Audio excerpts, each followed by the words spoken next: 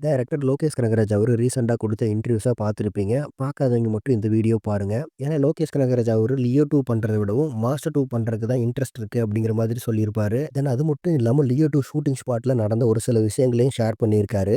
அதாவது அது என்னன்னா, லியோ ஷூட்டிங் ஸ்பாட்ல லோகேஷ் அவர்கிட்ட நம்ம தளபதி, "நீ அடுத்து தலைவருக்கு ஒரு படம் பண்றா" அப்படிங்கிற மாதிரி சொன்னதா சொல்லியிருக்காரு. ஸோ அதுக்கு லோகேஷ் என்னண்ணா பண்றது? அந்த தெரு சைடே விடமாட்டாங்க அப்படிங்கிற மாதிரி சொல்லியிருக்காரு. பட் தளபதி சொன்ன கொஞ்ச நாள்லயே கூலி படத்துல கமிட் ஆயிட்டாராம்.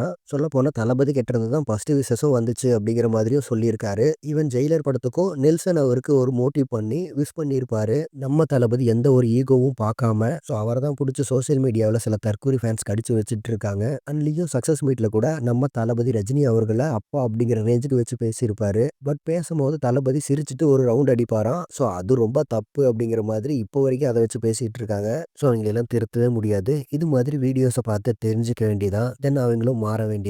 ஸோ வெயிட் பண்ணி பார்க்கலாம். தென் ஃபைனலா நம்ம தளபதியோட இந்த ஈகோலெஸ் கேரக்டர் பத்தின உங்களுடைய ஒப்பீனியன கமெண்ட்ஸ்ல சொல்லுங்க. அண்ட் இது மாதிரியே தளபதி பத்தின அப்டேட்ஸ்க்கு நம்ம சேனல மறக்காம சப்ஸ்கிரைப் பண்ணுங்க. Thank you friends.